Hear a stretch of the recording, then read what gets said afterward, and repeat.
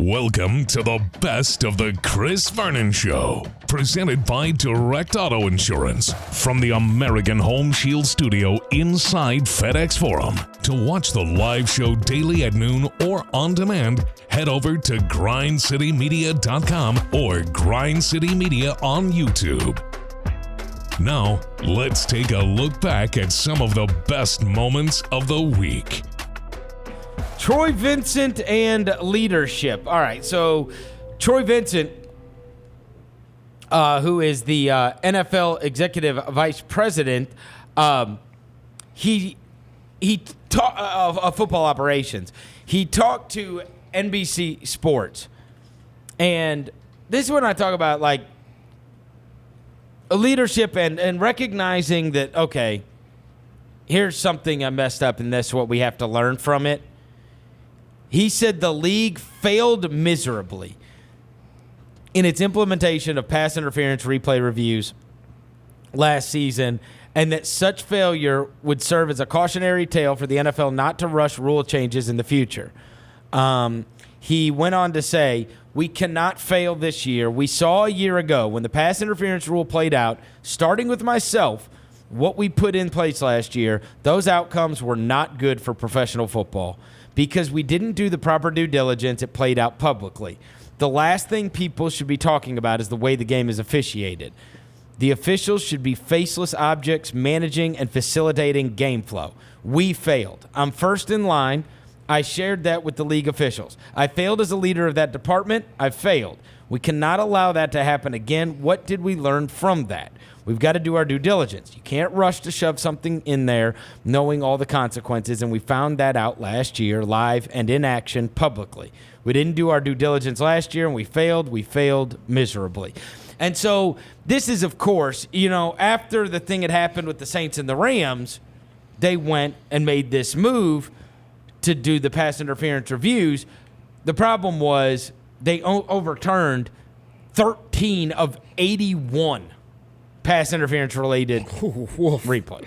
So, I mean, the results were horrendous. Now, it was passed on a one-year experimental basis. But, look, there's so many times where Roger Goodell, you just feel like the NFL doesn't give a crap. Yeah. Right? Yep. Like, you know what I'm saying? Like, you feel like they don't give a crap. Like, oh, the Saints got screwed, sorry. Yep. You know what I'm saying? Like, and then they do something like this, but like this wasn't the right reaction, and it failed miserably. And so I have great respect for somebody like Troy Vincent that just keeps it real, comes out and says, yo, like this is my fault, and we just failed as a league. We tried to do this. Intentions were obviously pretty good, and it was a disaster, and it made things worse. And we can't do that ever again. Like, it can't be like that. And we need to be a little more careful about what we do in the future. Like, what can you ask of somebody besides that, right? Yeah. It just feels like they never sit there and say, like, when do you ever hear the NFL saying we failed miserably at anything? Like, really? At anything? It's usually like a PR spin. Like, they never come back and say, oh, we messed this up. Yeah, like when it doesn't feel like it. When the referee thing happened and it was in Seattle, in the back of the end zone, that they just kind of like said like that. They never say that. They just kind of like, oh, it was a misstep. It wasn't like a accountability thing. Yeah, I mean, they never said we missed holding on the Kansas City Chiefs offensive line all throughout the Super Bowl. They never said it. Nobody has talked about that except for you. I mean, you're literally the only person on earth. They've never said it was a terrible. So should they say to John Roser, the only guy that thinks officiating played a part in the Super Bowl? They never admitted that it was a freaking horrible weenie call on George Kittle, that pass interference on him towards the end of the first half. I mean, just tons of just bizarre, horrible calls. It's really bizarre. I have not heard about that in like 6 months. Like nobody has. It wasn't even a thing. There wasn't even an article written about it. There's usually a think piece. Yeah, there's usually at least one think piece. That's because everybody's in bed with Patrick Mahomes because he's the golden child. It was your coach until he's the golden boy. It was your coach until everybody, then realized, oh, that's the same guy from the Atlanta Super Bowl. Great. The king of blowing leads. Number 4. Hey, did you Brady at one point on the green? He said something about Atlanta and being Falcons colors, and he's like, Eagles colors are the one that bother me. Oh, Yeah. dang. I thought that was funny. That's pretty good. Number 4. Baseball has absolutely blown this. I mean, look. Anybody surprised? I mean, Me, I'm not, Roser. look. You've got the summer. You've got everybody is trying to figure out how they're going to come back. You have soccer coming back doing what they're doing. You had golf with these monster ratings. You had NASCAR ratings up 38% for NASCAR. How does NASCAR get this figured out before baseball? You have all these documentaries and everything, and here we go. Baseball, like, they have not captured the hearts and minds of young people like ever in the last 20-something years, and here's your chance. Here's your chance. And, like, it feels like theirs is in worse shape than everybody else's, doesn't it? Yeah. It feels like we are hurtling towards the NBA making a decision by this weekend. It feels like NFL's just going to keep on.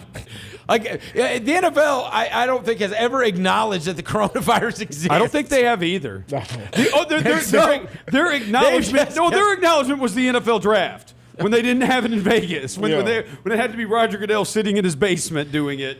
Right. And then you have baseball where it's like, okay, maybe they're going to get a decision by June 1st. The owners have the leverage in all of this because now they're fighting over the money of all of it. Yeah. Right? Of course they are. Yep. Why wouldn't they?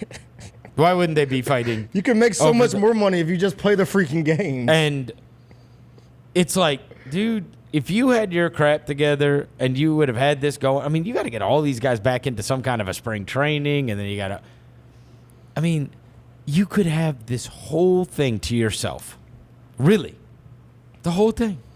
You could have the whole sport land. There ain't nothing going on. Nothing. Everybody's watching the damn celebrity golf pro-am on Sunday.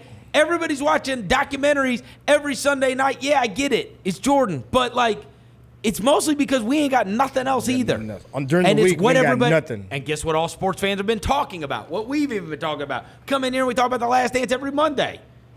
Because everybody's watching it. Yep. And it's like, NASCAR, they got these kind of ratings. Yep. I mean, anything that's put on, it's like gold. And baseball, like, you could have all of us. You could make so many fans right now. Yes. Got the bag and fumbled it. So many fans. You get to tell your stories. Yep. You get to build stars, make stars that you don't have. Have games going on during the days Yep. because we're all just dying to watch something. And it's like, bro, if it was on, we would be watching it. Yeah. Baseball should be the sport talking about bombs and hellacious seeds. Yes. They're not.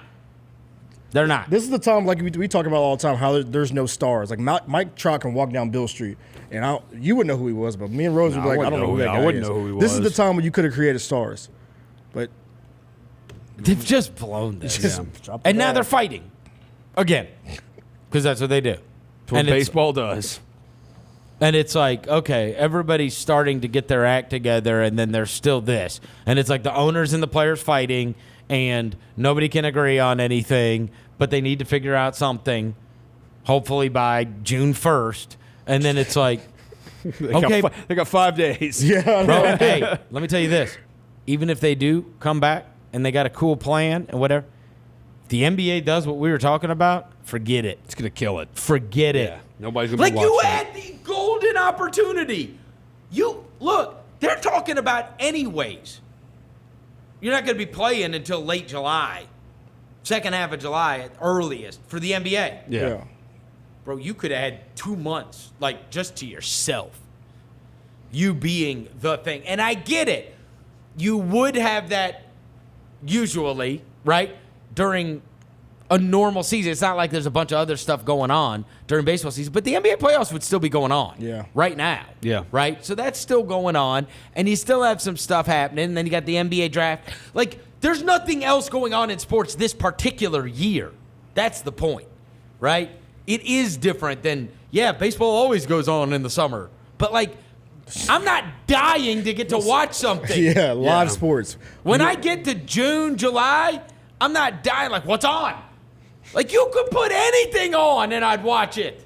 Anything. I can't tell you how many nights I just either have not turned on the TV or I've flipped around and I'm like, oh, the hell with it. Yep. I'll just go to bed. Same But here. if there was something on, I'd probably watch it. Yeah. I'd watch live sports because that's just what I'm used to watching. And I'd certainly watch my own team, which is the Cardinals, right? They just blown this thing. Number 5, thoughts and prayers to the family of Eddie Sutton and our beloved Tony Allen. I know Tony is all torn up over it. Over the weekend, it was announced that Eddie Sutton had passed away. Eddie had not been in good shape. I'm glad he got to the Hall of Fame before he passed, which was just a few months ago. We talked about that with Tony Allen. And he was enshrined in the Hall of Fame before his passing. We went over all of the statistics during that time, but more important than all of his accomplishments, taking the multiple teams to the NCAA tournament and whatnot, the most important is the effect he had on somebody that we know and love, which is Tony.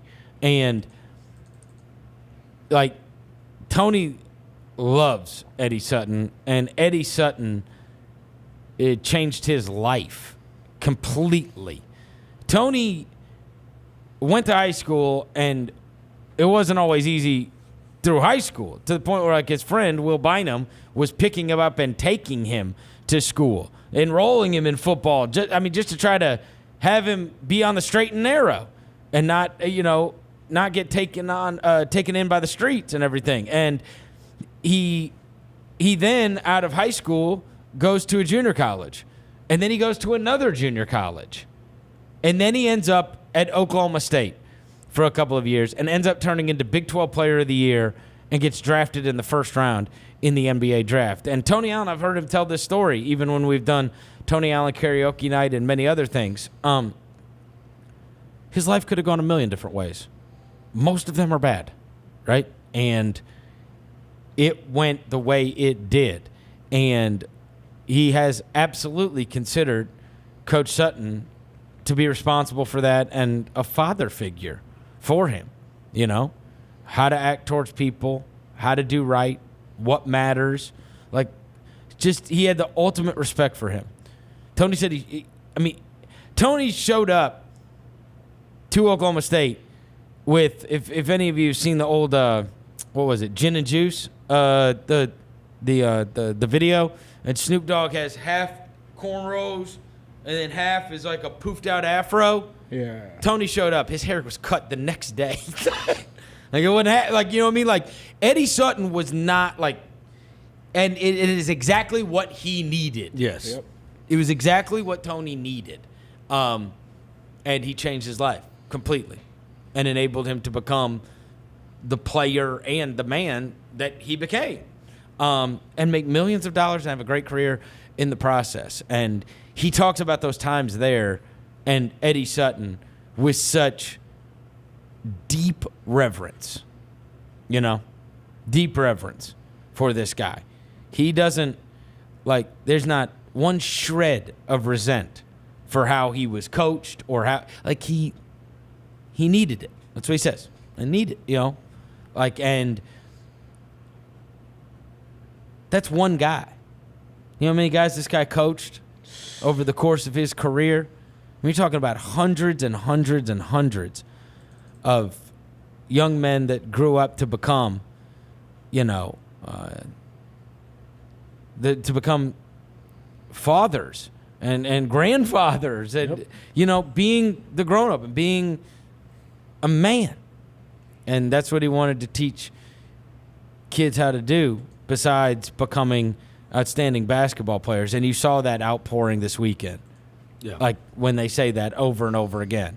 It's about being a man.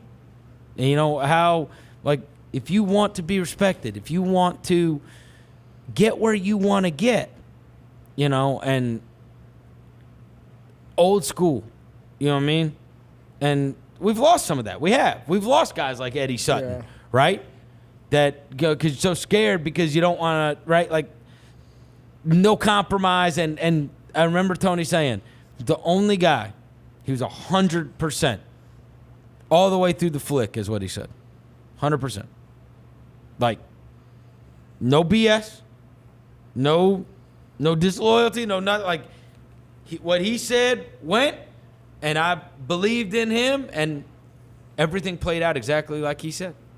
You know, and I've played for a million different coaches. I've dealt with a million different people and agents in basketball, and he's the only one. It's 100% all the way through. You know, that's who he is. And so you can't get a greater tribute than somebody talking like that about you. Yeah. And that's when he was still alive. That's just when he went to the Hall of Fame. You know, and now he passed. I know Tony's all torn up about it. He'll join us in studio later in the week. Hopefully he'll be able to talk about it by then. Because I know he would go back and visit him all the time. He just saw him, you know, maybe a month and a half ago, so I'm sure. We had a game one time. He went to Stillwater. That's right.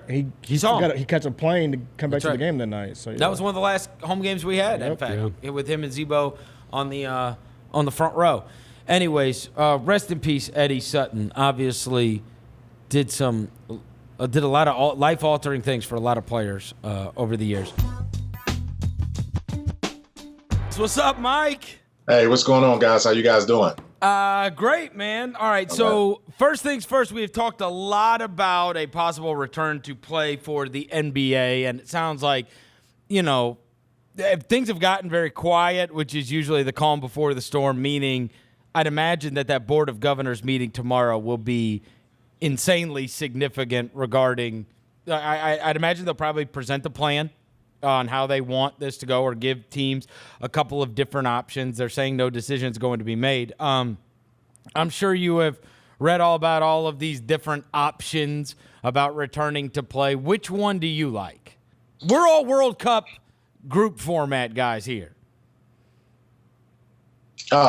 See, I agree with that because I think you've asked your fan base and you've asked the NBA community to already embrace so many changes and so much that, you know, they really couldn't control because of the COVID-19. I think you need to have some level of the integrity of your system right now to make it still the sport that people grew in love with watching. That's not to say that you don't want to try things differently. Under normal circumstances, sure, try the group play thing next year or 2 years down the line. But right now, I think because of all the other changes that were unforeseen, it's probably best just to get back to the 16-team traditional Western Conference, Eastern Conference playoff format and just go straight in from there. You know, I don't like the idea of expanding it to 24 teams or 20 teams. Cut it off where it was March 11th. Grizzlies are in the 8th seed. Even if the Grizzlies were in the 9th seed, I would still say the same thing and just go forward as safely in a timely fashion to get this thing done so you can preserve and protect as much of next season as possible. To me, this is this is where we break ways. This is the time to do something different because nothing about this is going to be normal anyway. You know, I mean, like we're never getting to finish that regular season the way it would normally be. And so if you were ever going to try something different, do it when you're playing basketball in July and you've got to get X number of games in. You know, I'm trying to figure out a way to allow these teams still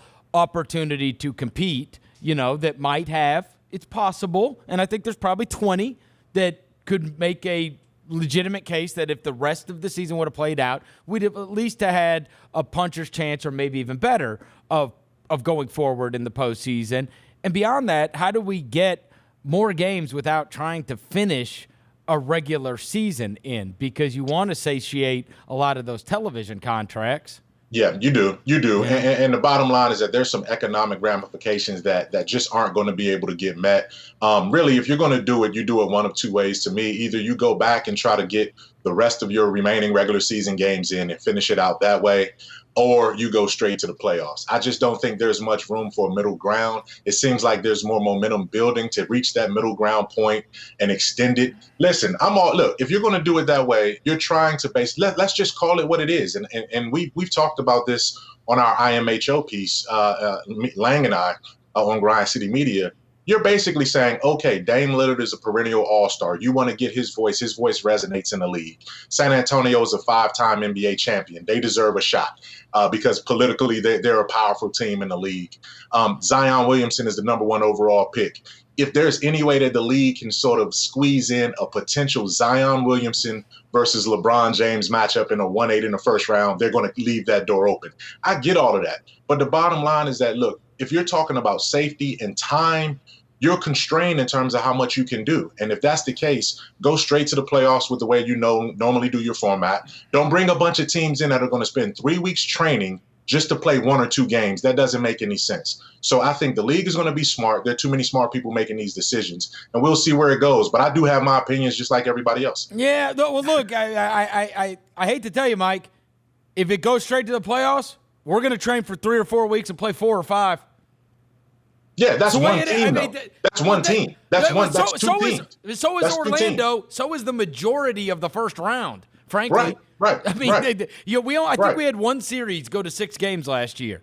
True. And so I'm looking to play a bunch of games. If you put these teams into like a World Cup group setting where there are tiers and you guarantee everybody playing 8 games in order to get out of it, I mean, that gets you 80 games that you would get to be played leading into a second round, and then you get all back to normal. You get back to these best 4 of 7 series. But then you're talking about expanding the time frame. Then you're talking about the risk of multiple teams being down there, multiple staffers, and then all it takes is 1 or 2 doses of positive tests that compromise the entire setup.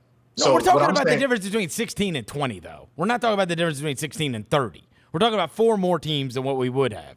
We're talking about 4 more teams, but you're talking about 8 games in a round robin type situation in that setting. So you're still bringing in more of a risk over a greater amount of time. So what scares you the most? That's what the league, I think, is going to be led to. Are they totally comfortable with what happens, which I still want to hear? What happens if there's a positive test or 2 or 3?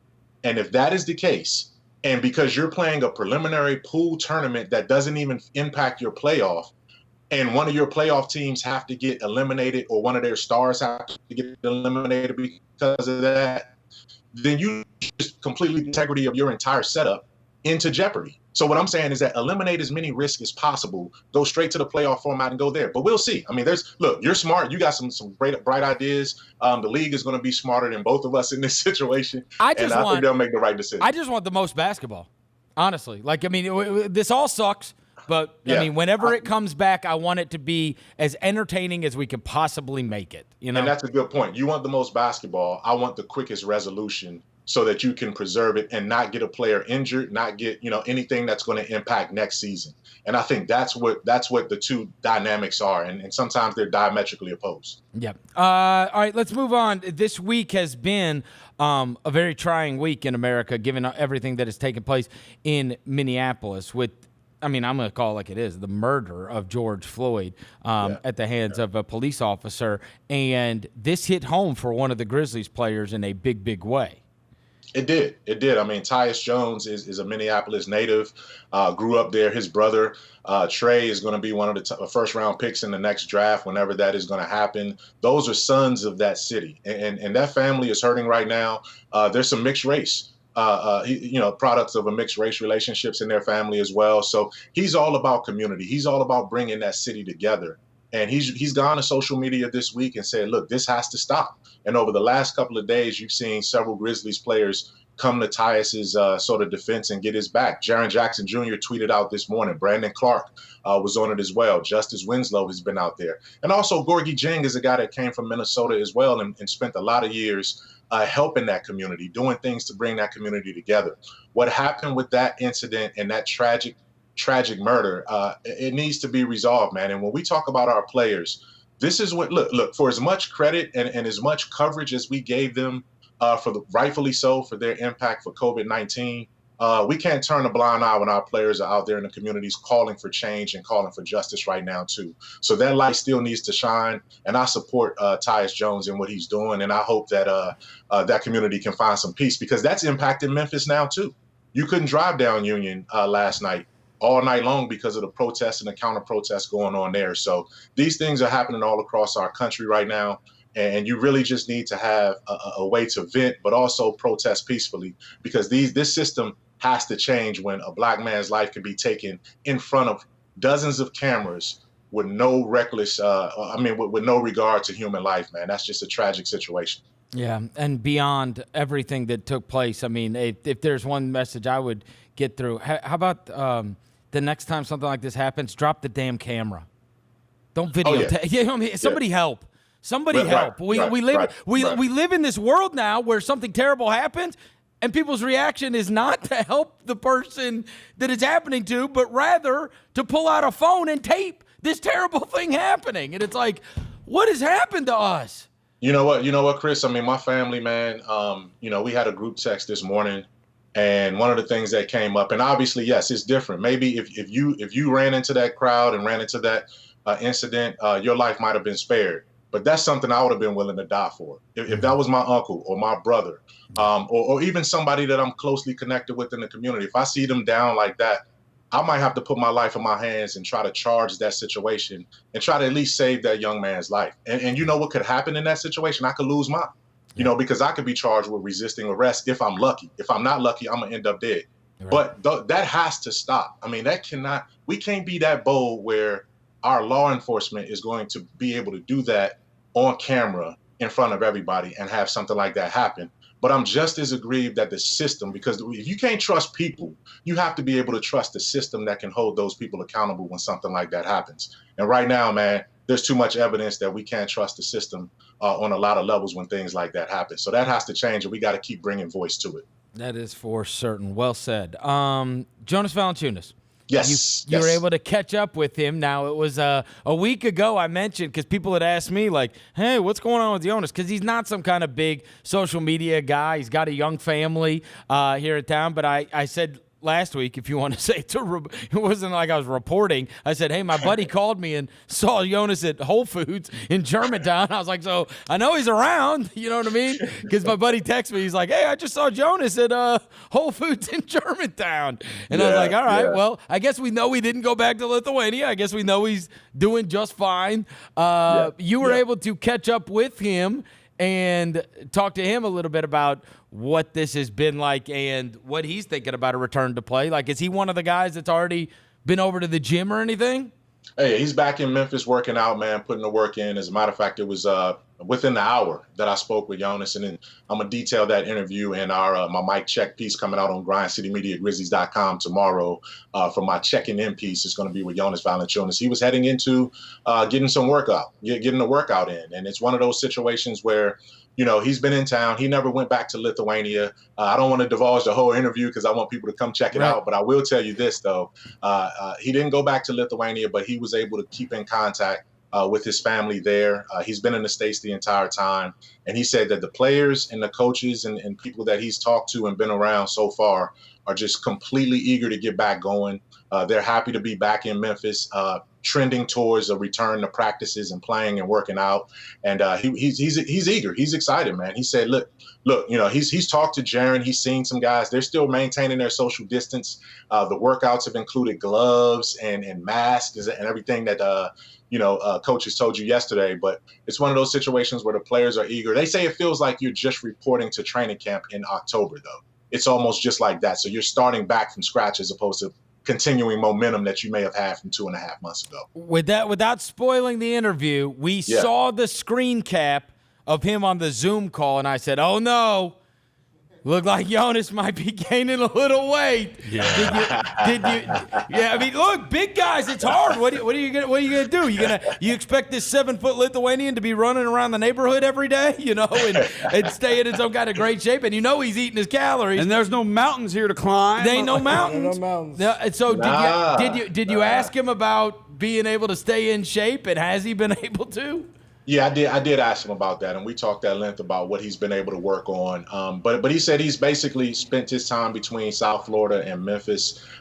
He has been cooking a lot. He said that he's worked on his cooking skills, but it's been healthy food. He's been working on sushi. But in terms of his conditioning, what he told me was that, this is a guy that plays every summer anyway for the Lithuanian national team. So he's used to being in sort of condition all year round. He's not too far gone where he can't get it back. Oh, that's actually a good point. It's only going to take, a couple of weeks for him to get right back to where he was. And this was a career season for Jonas in terms of double-doubles, rebounding, and field goal shooting percentage. This was the best productive season that he's had in his first full year with Memphis. So he expects to pick up the pieces where he left them off. It's just going to take a little work to get the juices flowing again. Today is National Burger Day. Oh, okay. The best burger you've ever had is Fill in the blank, sucker. I'm gonna take it back to the old school days. or your favorite. Do you remember name the restaurant like chain called Cheeseburger? I do. I remember as like a 16, 17-year-old, 18-year-old kid, it was at the Carterville Mall, Cheeseburger. You can create your own burger. Yes. And I used to create my own burger. And I used to put the patty, the cheese, the barbecue sauce, the bacon. Hold on. You are anti-condiment. Yeah, you are. No, it was not barbecue. It's barbecue sauce. That doesn't count as one of your condiments. Doesn't count as a condiment. That's like exclusive. Then we put pineapple. Boy, telling you. It's funny you have these memories of the making your own because that's what the. Did they ever have Fuddruckers here? Yeah. Yeah, they had one at the old Harris Casino. Oh, they did? Yeah, they had one there. Fuddruckers was like that when I was a kid. And they have one now at Me and my father used to go. I think the Fitz has one. Oh, is that right? I think the Fitz has one now. Yeah. Me and my father used to go when I was a kid, and I loved Fuddruckers? it. Oh, I love Burgers Fuddruckers. are fire. Yes. Fuddruckers is great. So yeah, mine's Cheeseburger, man. Whatever happened to Cheeseburger? No. Anybody know what happened to that place? Yeah, I don't know. I don't know what happened to it. The Whopper. I'm kidding. Oh. Yeah, you had me believe it for a sec. Whoppers are fire. They really are good. Yeah, Whoppers are great. Every once in a while, like once every 5 or 10 years, I'll get like a Big Mac or a Whopper And you're like, or just "Man." something Yeah. I haven't had in Like, forever. God. Yeah. Like, I forgot how good Yeah, I this know. is. Oh, with Burger King, I don't know the stores, they did like the Junior Whopper for like 99 cents. I mean, that was an amazing deal. I'm gonna tell you this: I just never eat fast food outside of whatever the kids like Chick-fil-A. Yeah. Every once in a while, maybe a Wendy's something or a Sonic something. Usually like a grilled chicken sandwich or something. Yeah. But it was at the beginning of all of this COVID stuff, and I was driving down here, and I was starving. And I wasn't gonna have time to get like Uber Eats or something, and nothing was open.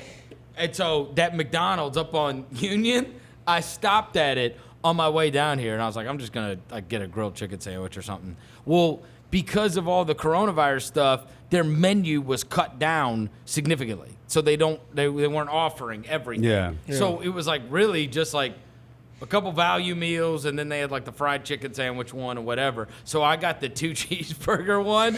I was like, I guess that's probably the best of my options, whatever.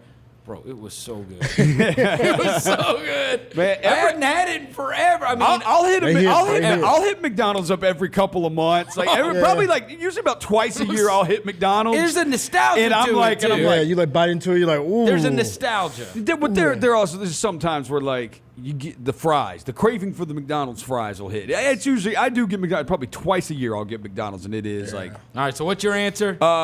man, I don't eat like a ton of burgers like around town or whatever. I take the Green Beetle, man. The Beetle does have Green burgers. Beetle's got great burgers. Like Yeah? I will say, dude, anything you eat there is great. But like, yeah, their burgers are really, really good. Top tier burgers. At the I Beetle. tell you this: the place that Mikey and Andy opened down here, the new one, Bishop. Yeah. Bishop. That's the best cheeseburger I ever ate in my life. Oh, Yes. all right. I might have to That hit was the best. It was All the right. best I've ever had. Oh, I'll also give you up Mortimer's. Mortimer's has a great burger. Oh, really? They serve it like it's like a hoagie style burger. Okay. All right. Last one for me. The Major League Baseball Network's tomorrow, starting in the morning. Okay. They are going to air 64 consecutive hours of Derek Jeter programming. Oh, gosh. Yes, including 13 signature games. It is, in fairness, the 25th anniversary of his debut Yeah. in Major League Baseball. And he's also going to the Hall of Fame. A player, you cannot say Jordan because we just got done with The Last Dance. A player that you would watch the most of 64 hours of programming would be... Fill in the blank, sucker. Does it have to be a baseball player? Or just No, any no, athlete? any player. Any athlete. Barry Bonds. Dude, if I watched 64 straight hours of Bonds when he was just on steroids, just blasting everything It out of the doesn't have to park- be a baseball player. No, I know. But if you're just like, it'd be like intentional. I mean, because those were the days Bonds was like, you intentionally walked him, or he hit it out of the park. Right. I want to go. So I'll go football. It feels like they do this a lot with stuff that like boxing and stuff like Yeah. that, right? Like, I mean, I feel like they do it Mike Tyson Day every couple of months. Oh, so Something if you like did that, so- football, Michael Football, Vick. Deion Sanders or Michael Vick for me. Because it's something about the crazy good defensive players when they're like elite. It's like, whoa. Yeah. So like elite Deion Sanders. But he watching all the game. Yeah, that's the thing. You have to watch the whole game? Well, I mean, they're running games as part of it. Like Vic, part of the program. Vic has Vic he got the ball in his hands. Vic I mean, is Vic was. Or you could just start with the national championship game against Florida State. I mean, which they lost, but like, dude, he was incredible. Oh, Mahomes would be a good one. Mahomes, I go LeBron. Johnny 49er. He thought he was safe. Hey, you give me college, Peter Warwick. Peter Warwick at Florida State was like one of the most electric college players I've ever seen in my life. No, Bo or Herschel. Yeah, Bo Jackson. If you're doing like a college though, if you're doing a college player or Barry Sanders even. Let's see. I'm trying to think. Barry Sanders was running for like 250 yards a game. No, insane. You ever try to do the math on his how he ran for as many yards well, that's as he back did? when they only played 10 games. Now they play like 13 games or whatever it is now. How do you run? There shouldn't be time to run for that many yards. Yeah. I'd say probably LeBron too. Like if you just gave me a full LeBron 24 hours all day, I could watch all of like from his rookie year against Sacramento to him winning a championship in Cleveland. I could watch all of that. All right. That's from fair enough. All right, what do you got? All right, we talk about nostalgia stuff around here. I just recently started at my house, making Kool-Aid again. Kool-Aid, no sugar? I keep it packed with sugar. Something from your what do you call it? The diabetes? Isn't that what you call the it? Diabetes. Yeah, I call it the diabetes. Something from your childhood that you still do is fill in the blank, sucker. Wet the bed. No, I'm kidding. I'm kidding.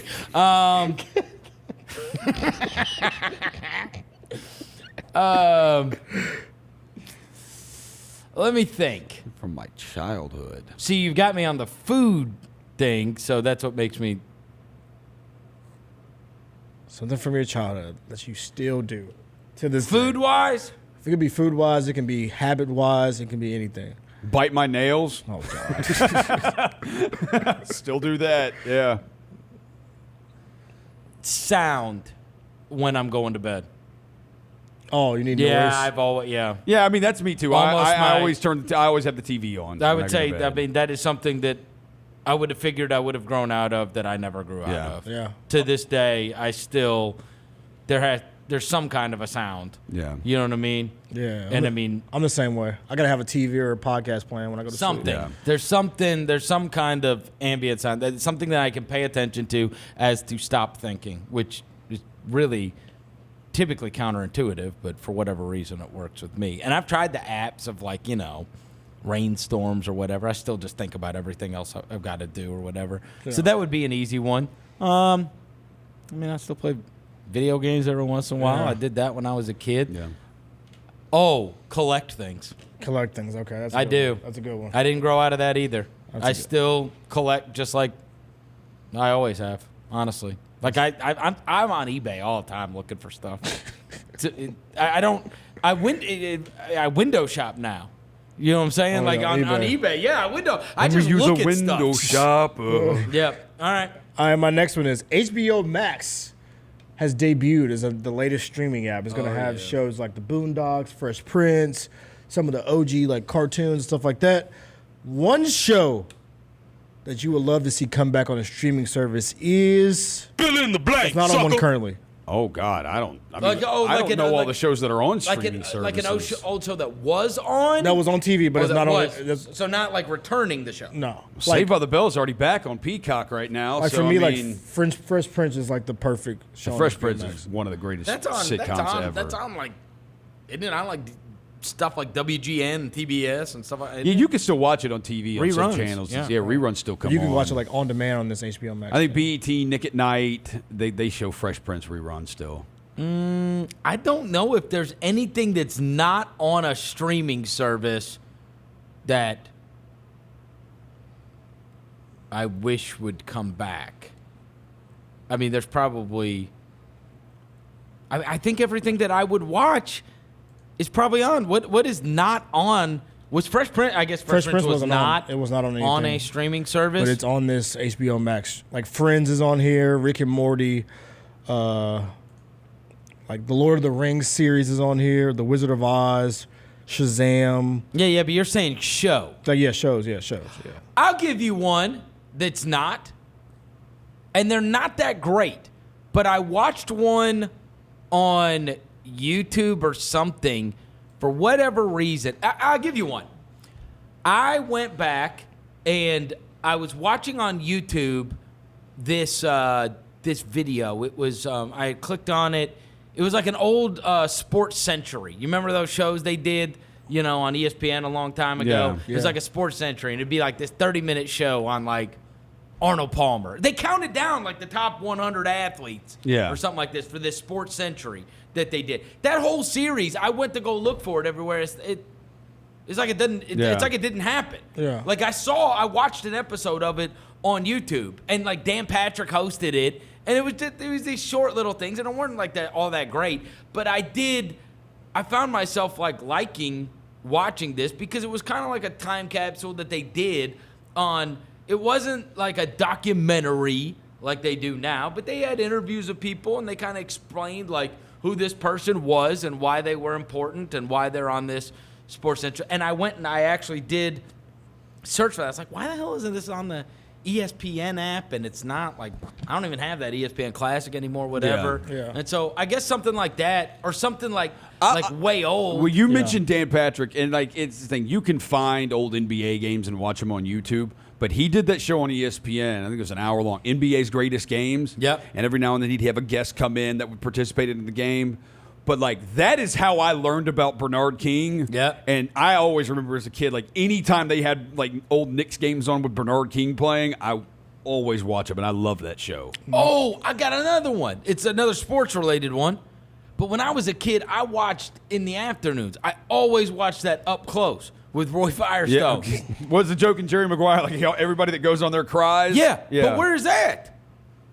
Like, I saw one the other day. Somebody posted a clip of one. Yeah. And I was like, wouldn't that be cool to go back and watch? Because it was him and Wilt Chamberlain. Yeah. And Wilt Chamberlain was like, basically, like, it was like somebody posted like where Wilt Chamberlain stood on the GOAT argument. And he thought it was ridiculous that people were talking up Jordan. Yeah. And it was like this interview with Roy Firestone. I was like, he had like guys like that. You know what I'm saying? Yeah. Like you'd be sitting down with some guys now that are like dead. And I'd love to see old interviews, like that of those people. So something like that. He is, I've been around Roy Firestone before. I'm not kidding you. No, dude. Wait, what? I'm not kidding you. Dude, the first ever thing I covered when I was an intern, the first ever thing I covered as a media member when we were at 730 ESPN, our studios were right there on Beale Street. Brett Favre, this was when it was, is he going to retire? Is he not going to retire? What is going on with Brett Favre?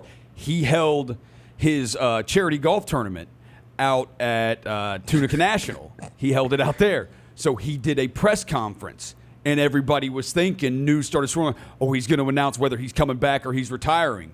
So I get there. Dude, the first two, it's just me. This is the first ever thing I've ever covered as a media member. I walk in the door, the first two people I see, Ed Werder, Roy Firestone. No. I'm not kidding you. Ed Werder and Roy Firestone. And Ron Higgins. Shout out to Ron Higgins. Yeah, shout out. Ron Higgins, always great with us. Wow. Yeah, that's the first ever event I covered. Dude, but Roy Firestone is sitting there talking with Ed Werder. I can overhear the conversation, and he's the same Roy Firestone voice you hear on Up Close. He's like, Ed, where would you rank Brett Favre in the pantheon of great historic NFL players? I'm like, well, this dude sounds like he's got the TV camera like right in front of him. I would like all those old interviews. That would be good. Yeah, mine's all that and like Kenan and Kel. I can't find those anywhere. I will watch those all. You got to buy them on Amazon Prime. You know how I know? Because your kids found them? No, they wanted to watch it. I was going to go back and show them after we watched Good Burger. Yeah. I was like, these guys used to have a show together. Yeah. And we went to go watch it, and you had to buy it. Yeah. If you all that, where the Good Burger skit came from. Yeah. You had to buy that, too. Yeah. That sucks. All right, my last one. As we know, guys, the world's about to open back up. Mm-hmm. The bars are about to open back up. The clubs are about to open back up. TikTok has been booming everywhere. The dances have been going. Your go-to dance move is... Fill in the blank, sucker. Oh, 100% the Dougie. But I do the John Wall. You got to hit the John Wall. You got to hit the John Wall. I got to be honest. I don't really have a go-to or the lawnmower dance move. You hit that lawnmower. I mean, maybe like 20 years ago I had a You don't go-to. dance? When have I been in a place where you would dance? I mean, we've been at Excess inside the Wind. We weren't We've been dancing. at the nightclub. You could dance. That's more fist pumping than anything. Yeah, I mean, I wasn't. Go-to's the fist pump. We do the fist pump. I'm not kidding. I don't know where the last, maybe like a wedding, I guess. A wedding I was at like Did y'all dance at Mark's but I wedding? didn't, no, I didn't dance. No. No. We were outside worried if I was going to hit my I hate 17 parlay or whatever. Yeah, I hate to disappoint. Oh, that's no fun. I hate to disappoint, but I don't think I have a go-to dance move. So if I said, Vernon, go, go, go, go. I start humping the air like everybody does, right? And then what they do, they start humping the air Yep. in some form or fashion. I don't know. Do the schmurder. You do the Bobby Schmurder. So Rosie, Do the Bobby Schmurder. you're the dance. Dougie Roser? I mean, yeah, just I could live with that. And then you hit the John Wall. And then you hit the John Wall. Outside of the Grizzlies-Lakers, we'd obviously be excited to see the Grizzlies in the playoffs. The matchup you most want to see as currently is Fill in the blank, sucker. I think it's because I was looking at I think there are a it's- couple of them that are No, but I think it's really Celtics good. Sixers, isn't it? Celtics Sixers. That's it. The ones I thought were Those two teams could come out of the East. Seriously. Yeah, Like those two, you could, especially with the way the season ended. If you told me that there was you've got to think who could be the best player in a series that actually that features Giannis, and Tatum would have a chance if he played like he did that last month of the season. Embiid, and obviously. Embiid. But I mean, so that's why I say those teams actually, they would have a chance. Yeah. For sure at being, like if you told me that they went to 7 against Milwaukee is clearly the prohibitive favorite. Right. But I would say Boston and Philly for sure, because those two teams, I'm watching a 3-6 where I really feel like they have a chance at a It's title. definitely in prime time because you're talking Yeah. about two major markets. But I mean, there's also Miami, Indiana, which could be really good. Utah, Oklahoma City, Houston, Denver. Like those can all be really That's not even good series. close Those to are- Boston, Philly. Yeah, I say like Those teams, plus you got the whole cities, they hate each other. Yeah. And those teams, that's two legit title contenders. I think mine depends on injuries. I mean, I hate Toronto, but I don't hate Toronto. I love Canada. Toronto and Brooklyn. I think if you get Kyrie back and KD, If they playing, were both if they were back. both playing. It would be must-see TV. Yeah, but other than that, I say Philly. yeah, Boston. that's the one. All right. Philly Boston's the one. Then next one follows up with that. The team with the best chance to knock off Milwaukee in the East is. Fill in the blank, sucker. There are a couple of them that you could. Look, I don't think Miami has everything they need. I would actually say that it's one of these teams that can do the big thing. So it would be Philly. Philly, yeah, or Boston even. You know, Boston gave them. Boston can give them a run, but Philly just feels like a bad matchup. Like 'Cause they're they're all equipped and they're big. big, man. Yeah. They got their whole damn lineup 6'10". They are massive. And so when you're dealing with Giannis, and he's really what you got to deal with, because who else is going for 35? Well, and you've got Middleton, and you've got Nobody. and you do have a huge perimeter defender in Simmons. Like, but is he okay though? Like, it's. I would say probably like I know that they have had a colossally disappointing season. It's just the matchup thing. Yeah. It has been a long couple of months for everybody, including Grizzlies assistant coach and the former coach of the Memphis Hustle, Brad Jones. Brad Jones joins us now. Coach Jones, how you doing, man? Chris, good to hear you. Good to talk to you. I haven't been able to do much lately, so I'm happy to get back amongst them. What have you been doing? Well, my wife and I bought bikes.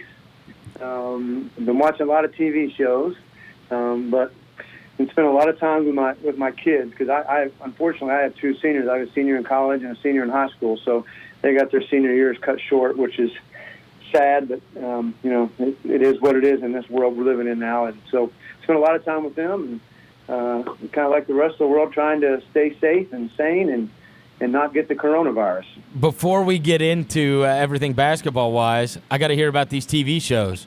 So that's what everybody's been doing. I've got to imagine you watched The Last Dance.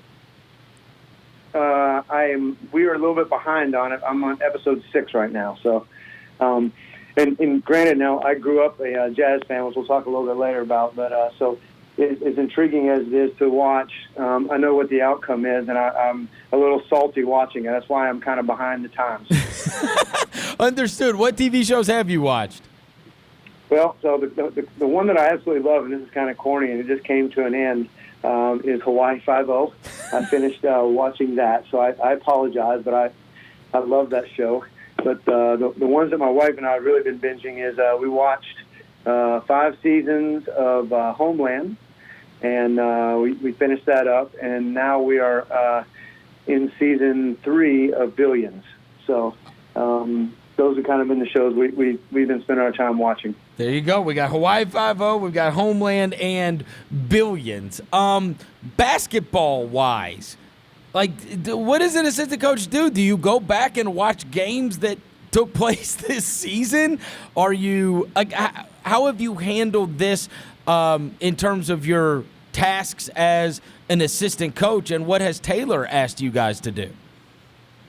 Well, it's been a roller coaster of work and not work, and like everybody, things change every day. At first, I think we were all hopeful that it wouldn't go on as long as it's gone on, and we were in that zone of the playoff grind. So for the first 3 or so weeks, like I got to say I kind of kept grinding, prepping for maybe Lakers in a playoff. I did all kind of projects for our players to send them video and send them clips and did little research projects for them to keep them engaged. But then as time went on and we kind of lost any hope of it coming back quickly, I got to admit I think like all of us, we kind of looked around and struggled to stay focused. So I continue to do some of the projects, but the first 3 weeks, like I was still grinding like we were going to be back any day, which as we all found out, that wasn't true. But Coach Jenkins has done a great job of keeping our group engaged during this time. We've been really since like week 2 of it, we started doing Zoom calls as a staff. We do them 3 times a week, and we did basically kind of what I mentioned earlier about playoff prep. We did a download and debrief of our team. We got into our player development plans, both for what we wanted to do when we came back into this season, and also we were able to take a step back and look for down the road for all our players. So we took a deep dive into that, and that was, that was very productive.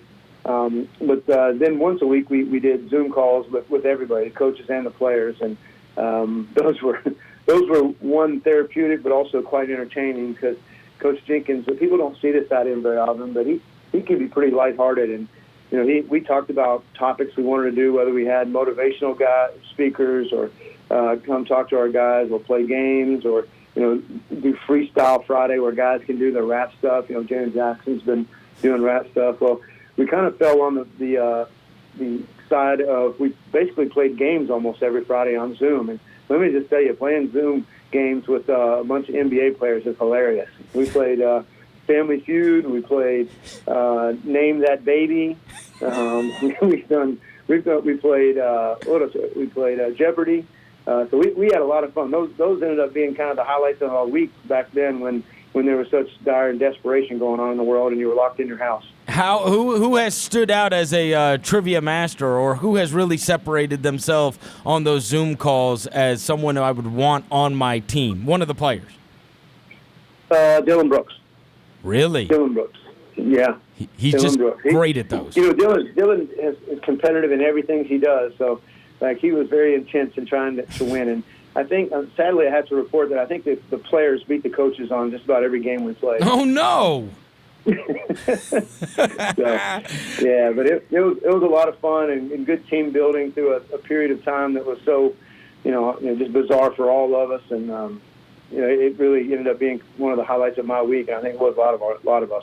Give me a couple of things that when you're able to do all those deep dives about individual players and the team, because it's all happening so fast as a season's going on, and then it comes to an abrupt stop, and it's almost like this is the off season where you are able to you've had this time off and you get to go back and look at what happened during the season. But give me a couple of things that you notice, like, okay, we really need to improve on this when we return to playing basketball. Something that you would contribute, that you would say, hey, we need to tighten up this when we come back to playing basketball, and it's something that I really noticed when given the opportunity at real reflection.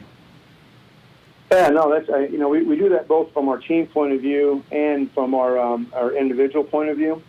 I've mainly focused on the deep dives into our players and how we can help them. And this is no secret. I'll give you an example. Like, Dylan Brooks, his finishing numbers at the rim haven't been as good as he had hoped, and they're lower in the league. And I can't tell you how many projects and edits I sent to him through the time, and he was just he just wanted more and more and more.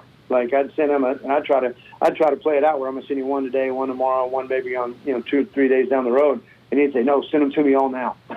So so stuff like that, which was fun. And then team wise, we spent a lot of time kind of taking a deep dive into our offensive stuff, and finding ways to continue to improve how our guys get shots and where they get shots and what they do best. And you do that through a mixture of watching film and analytics and looking at individual stats. Yeah. In terms of conversations that you've had with players, you talked about interacting with Dylan Brooks. How much has it been on you to stay in contact with these guys? Were you just given a set of players that you would be focusing on, or are you attempting to just stay in contact all the time outside of just the Zoom calls on a Friday? How did it work? Did you guys split up different guys from the team, or how did that work? Yeah, no, if you and I apologize, I probably made it a little confusing. So, through our player development program that Coach Jenkins implemented, all the assistant coaches have certain players that they take the lead on their player development with. And as we got into this dead period, or whatever you want to call it, the pandemic period, it just kind of fell down the lines of who you did player development stuff with. And so we kind of took the lead on each of those, staying connected with them, whether it be through text or sending them edits. Obviously, we didn't see anybody in person, so that kind of fell down those lines. Yeah. In terms of trying to keep guys motivated, trying to get guys to stay in shape, I mean, you saw these stories about NBA guys all around. Some of them had to go buy basketball goals, or some of them just don't have basketball goals, or whatever. How difficult is it to stay in contact with the team and make sure that, hey, if they do call us up and we got to start playing, like, we need you to be ready to play? Well, through this whole thing, every medical staff had to stay in touch daily with the players. Mm-hmm. And really, so our medical staff, Eric Otter, does a great job with them, leading them. And, they stayed in daily, regular contact with each player. Mainly, it was for their health and safety, to see if they had any symptoms of the COVID-19. Mm-hmm. But those guys, I think, got really creative and did some cool things, through maybe some social media channels they created just for us, and had them doing workouts and stuff like that from their condos or homes or whatever else. So they really kind of took the lead on that. And like I said, one of the most underrated thing about the Grizzlies is our medical and training staff and our conditioning staff. And they did a fantastic job during this period. You guys did lose an assistant coach during this time off, and I know you had to be incredibly proud, and you guys were all super happy for Noelle Ivey. Nobody would dare say, hey, no, you shouldn't take that job, because she got to be the head coach at Notre Dame, for goodness sakes. But if you can just speak to kind of her role on the staff, the big shoes to fill that she left, and what it was like working with her for the year. Yeah, well, first of all, I'm super excited for her job. I mean, I think it's been her kind of dream job for a long time. She played there and won a national championship, and coached there and won a national championship. So, I don't think that any of us were surprised that she would ever want to go back there. Maybe a little surprised how quickly it came, but if she came here, obviously I didn't know her before this past season, and first of all, her work ethic and her ability to coach basketball is just phenomenal. But the second thing, that she became a really good friend of my wife and I's, and and so the one sad part of it is losing from her staff, but also is losing a friend that's you're not get to see every day. But she came in from day one and really made a mark on our players. Players loved her work ethic, her approach. She has a different way of talking to players that. And players, when she says something, they snap, and it's not, it's a very positive way, and they really grew to love her as a coach and as a person on and off the court. So I don't have 1 ounce of doubt that she's going to be great, because just seeing her work ethic and her way she can connect with people was phenomenal over the past year. Jerry Sloan was somebody that meant a lot to you, not only in your life. I mean, he's part of your family, extended family, and you worked with him with the Utah Jazz for many, many years.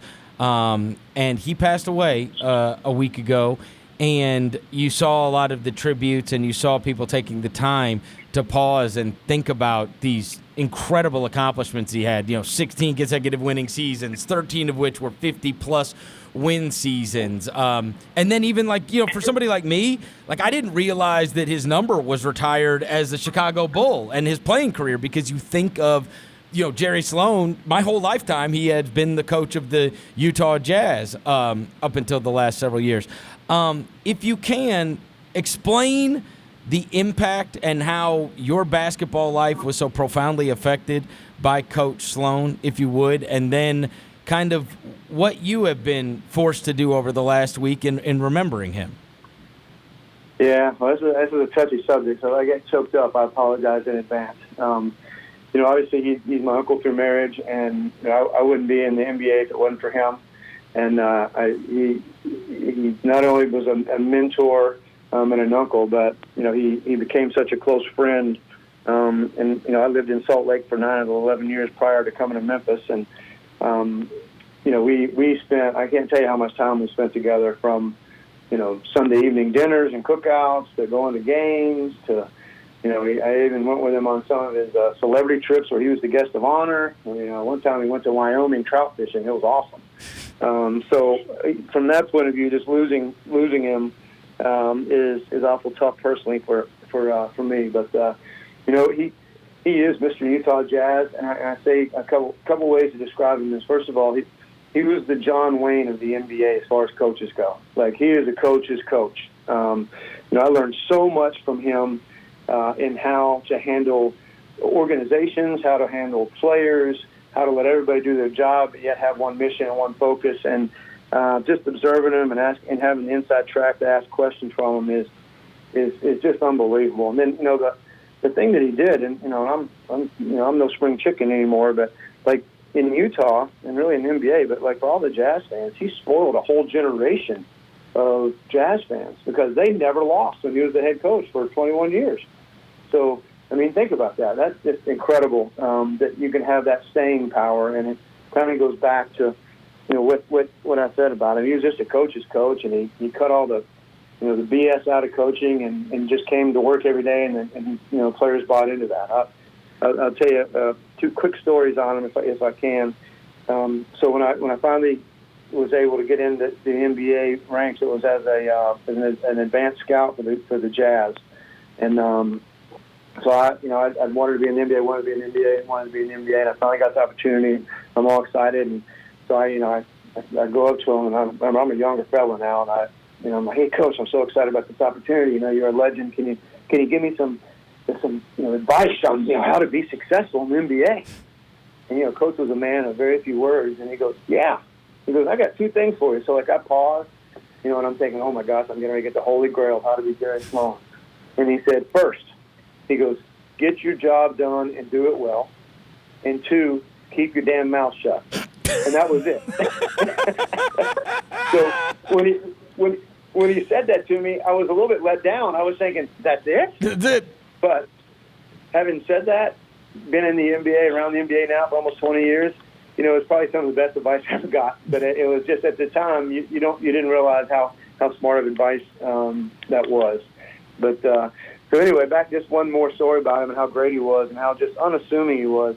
So when I had a chance to go interview and grow my career, and went down to interview for the San Antonio Spurs to coach their G League team, I was in the interview with R.C. Buford and Coach Popovich, and Coach Popovich, we're talking, they're asking all the interview questions, right, which, by the way, is one of the most incredible interviews I've been in. But Coach Popovich finally goes, okay, listen, he goes, really the reason you're here is you understand that our whole organization, all we're trying to do is mimic the Jazz. We want to be just like them. Boring.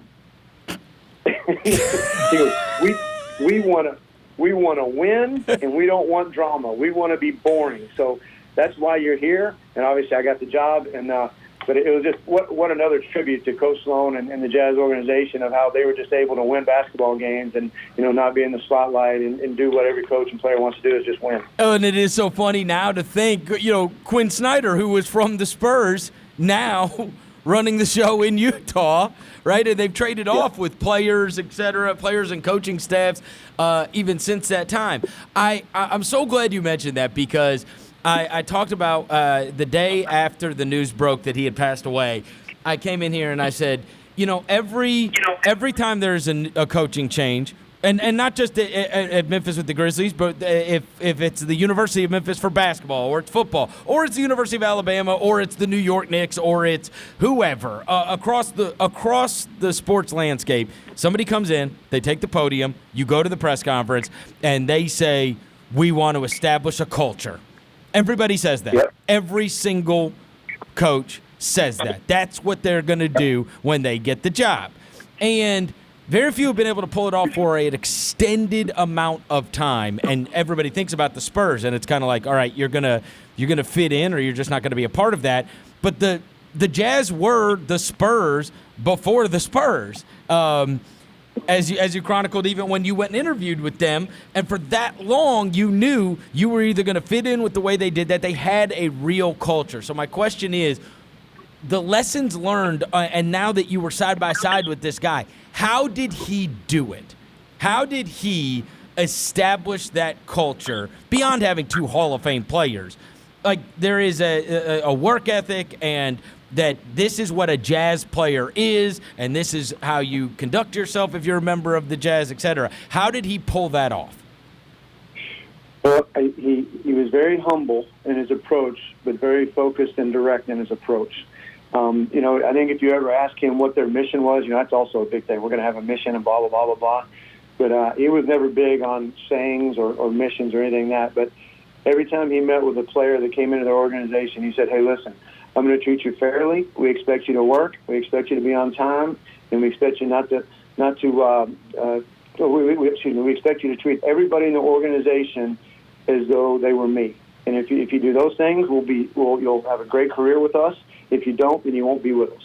And that last thing I said about treating everybody the same in the organization, like, he expected that out of the players, whether it be the janitor or whether it be him or Larry Miller. He expected everybody to have the respect and treat everybody to have that respect for each other. Now, the other side of that, he also expected everybody to do their job. And the one thing that people don't realize about him is he gave so much levity to people to go do their job. He gave them direction, and then he let them go do it, and he just kind of managed it and was an incredible manager of people.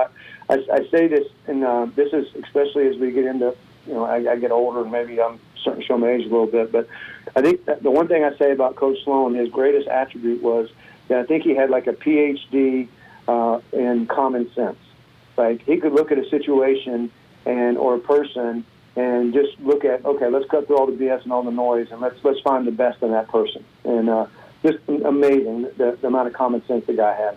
Yeah, because I think that people from the outside, they say, "Oh, he must be so demanding. He must be so rigid. He must be." But what you find is, whether it's Greg Popovich or it's Nick Saban or it's Bill Belichick or it's Jerry Sloan, somebody that has had that level of success, they are much different people than what the outside world thinks they are. They must be, in order to get what they get out of the people that are around them all the time, right? Oh, absolutely. And and once again, Coach Sloan was direct. Now, if you weren't falling into those guidelines, he wasn't afraid to go right at you, right? I mean, but he didn't do it in a malicious way. He just went and he addressed issues before they became big problems, and on and on. I mean, I don't, you can't. Yeah. I think it's been chronicled. I mean, as much as Karl Malone and him are tied to the vest, I mean, him and Karl had issues all the time. Coach Sloan used to have to go in all the time and say, "Hey, Karl, you need to calm down. You're getting ahead of yourself. You're not doing this." And they would have arguments about it. But Karl Malone appreciated that, the way he did it, and the fact he held him accountable. And that's so much better than the guy that will stab you in the back. I'd much rather have the guy that'll come right up to my face, right, than the guy that's going to go, right? I mean, so it ends up, yeah, it's a little more rigid, but people end up respecting it so much more because you don't have to worry. Nobody's talking behind your back. He's saying it right to your face. You know what I mean? What he expects out of you.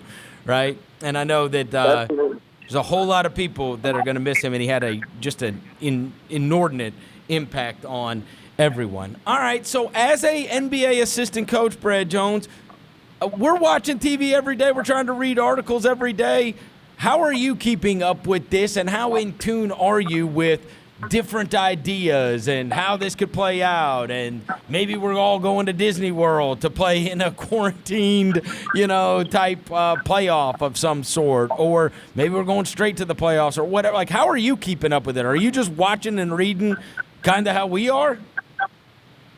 Yeah, that's, it's pretty much been that way. Just because as this whole pandemic is things change day to day, right? You think you hear something one day and then the next thing you hear another.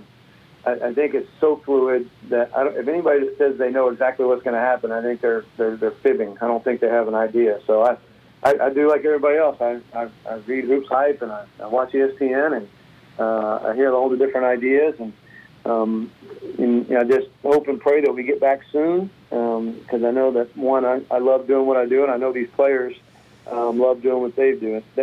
And so it is starting to look like it's going to be Disney from what I understand and but other than that I don't know much about it except for that I'm really hopeful that I know they have a Board of Governors meeting on Friday, so hopefully early next week we'll start to get some ideas of what's going on and go from there. But it has been nice, being able to open up our gyms on a limited basis. We've been open almost 2 weeks now, and our players, even though it's not the workflow or that they normally know, I think it's been good, very therapeutic for our players to get back in the gym, and that's been fun to be able to interact with them on a one-on-one level, even though I'm wearing a mask and NFL gloves. We have to wear gloves to work out with players, and they got us NFL wide receiver gloves, so I feel special out there wearing gloves.